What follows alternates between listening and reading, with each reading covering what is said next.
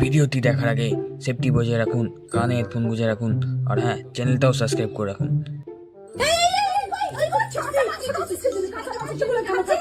রান্না করে তারপরে খাবি, খেতে ভালোবাসিস তাই বলে এভাবে কাঁচা খাবি?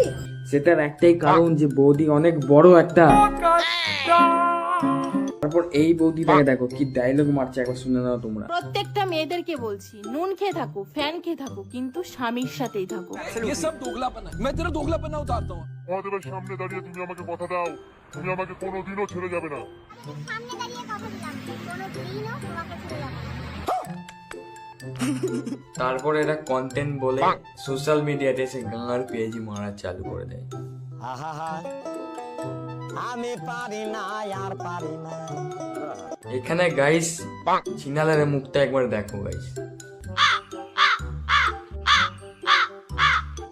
মানে বৌদি বর থাকার পরেও এত ভালোবাসে কোথা থেকে জাগে তোমরা? এইসব বালছাল ভিডিও বানাতে বানাতে হঠাৎ দীপঙ্কর বৌদির সাথে পালিয়ে যায় না, কি ছিল, বৌদি দীপঙ্করের সাথে পালিয়ে যায় হঠাৎ। ভেবেই আমার একটা ছেলে আছে, তারপরেও আমি তোমার থেকে সন্তান নিলাম। রহা নেই যাতা। তোমার কি মনে হয় আমি তোমার হাত ছেড়ে দেবো?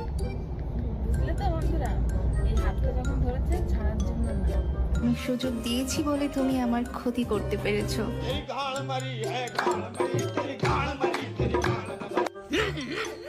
বউ পালিয়ে গেলে লোকেরা বেশিরভাগ কি করে, হ্যাঁ, কেলাকেলি করে, পুলিশ কেস করে। কিন্তু এখানে আমাদের ছিনাল দাগে দেখো রিলস বানাচ্ছে।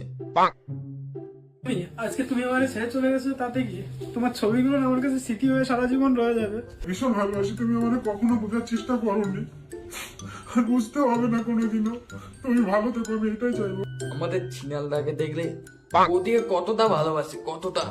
আমাদের বৌদিকে দেখো কি করছে।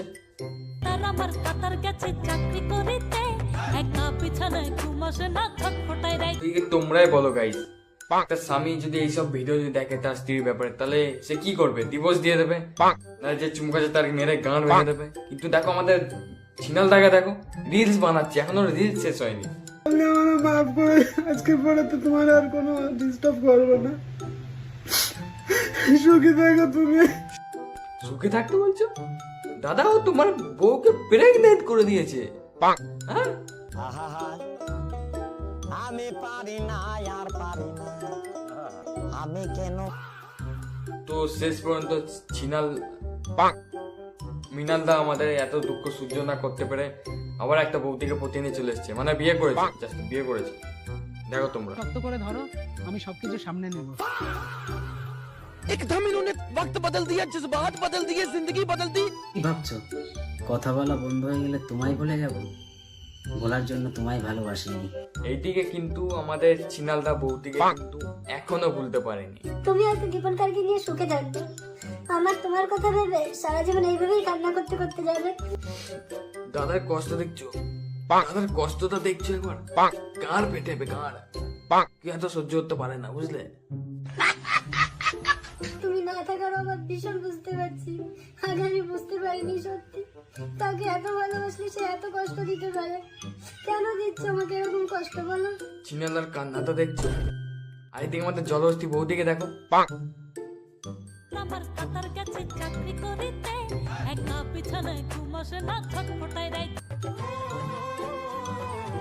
অনেকের প্রশ্ন, তোমরা কি সত্যি কি মানে দুই বোন ছিলে, নাকি দুই বান্ধবী ছিলে, নাকি মানে তোমাদের দুজনের মধ্যে কোনো রিলেশন ছিল? তোমাদের দুজনকার দেড় ছাপের মিল আছে, দেড় ছাপ।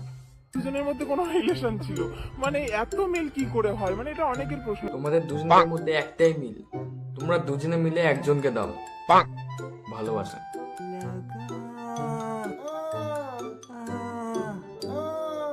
আমাকে ভালোবাসে, আমি ওকে ভালোবাসি, আর ও আবার দীপঙ্করকে ভালোবাসে, দীপঙ্কর আবার আমাকে ভালোবাসে, আমি আবার দীপঙ্করকে ভালোবাসি, দীপঙ্কর আবার ওকে ভালোবাসে, ও আবার আমাকে ভালোবাসে। তোমরা এবার বুঝতেই পেরেছো আমাদের মধ্যে এত কেন মিল। তার কারণ একটাই, তোমরা সবাই পাগল চোদা। আমি তোমার ভালোবাসে কি ভুল করেছিলাম বলো? তারপর আমাদের নতুন বউ দিকে দেখো একটু, সবাইকে তো দেখছো, যাকে দেখে আমাদের ছিনালদার ইমোশনাল বান্ধু আবার জেগে ওঠে। আবার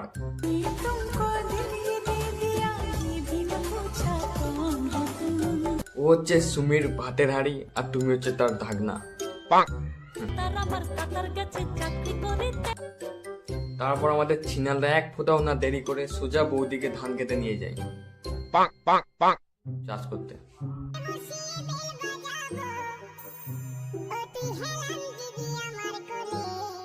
ঘুম পেয়ে গেছে।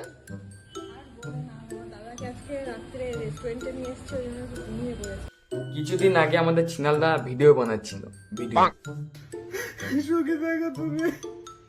এখন দাদাকে দেখো। আমার জীবনে না আসলে আমি এখান থেকে বেরোতে পারতাম না, সত্যি বলছি। সত্যি বলছো? তারপর এইসব দেখার পর আমাদের জলহস্তি বৌদির গাঁড় ফেটে যায়। মানুষকে আমি ভালোবেসেছি ঠিকই,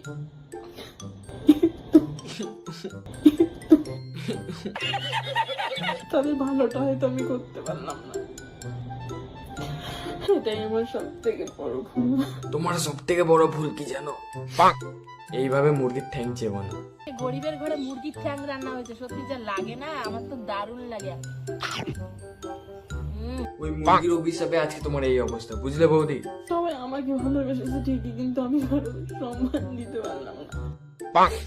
যার নিজের কোনো সম্মান নেই সে অন্য কাউকে সম্মান দেবে কি করে? দীপঙ্করের কাছ থেকে প্রেগনেন্ট হয়েও শান্তি হয়নি, তারপর আবার অ্যাবর্শন করালো। দিয়েছি বলে তুমি আমার ক্ষতি করতে পেরেছো।